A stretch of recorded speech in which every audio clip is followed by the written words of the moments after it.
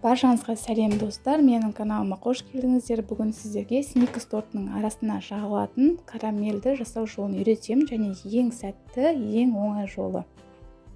Және де каналыма әлі де тіркелмеген болсаңыз, міндетті түрде подписация батырмасын басып тіркеле кетіңіз, себебі алдағы уақытта дәл осы карамельді пайдаланып сникерс тортын жасайтын боламыз. Сондықтан каналыма тіркеліп алыңыз. Ең алдымен бізге 100 грамм қантты өлшеп аламыз және баяу отқа қойып қоямыз. Байқап тұрсаңыздай, видеода көріп тұрғандарыңыздай, осындай қоңыр түске еріп, толықтай ериді қантымыз. Сол кезде біз 100 грамм сливкиді осылай алдын ала газге қыздырып алған күйінде құйып араластыратын боламыз. Сливкиді мұздай күйінде құюға болмайды, міндетті түрде ысытылған ыстық күйінде құямыз. Сливкиді құйған кезде мұқият жақсылап араластыру керек. Осындай көбік болып кішкене көлемі көтеріледі. Егер сіз араластырмайтын болсаңыз, қантыңыз қатып қалады түйіршік болып.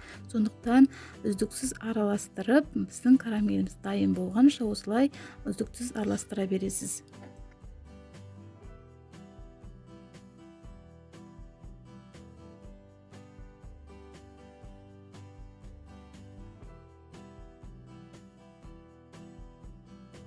Отымыз баяу болу керек. Байқап тұрғандарыңыздай карамеліміз қоюланып дайын болды. Енді біз оны суытуға қоямыз. Суытып болғаннан кейін осындай орехтерді бүтіндей араластырып, сникерс тортымызға пайдалана берсеміз болады.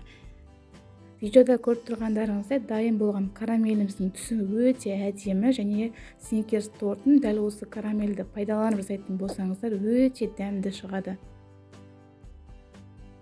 Рецепт ұнаған болса, каналыма тіркеліп алыңыз. Алдағы уақытта дәл осы карамельді пайдаланып сникерс тортын жасайтын боламыз оригинал рецептпен. Сондықтан каналыма тіркеліп алыңыз және лайк, комментарий жазуды ұмытпаңыз. Сау болыңыз.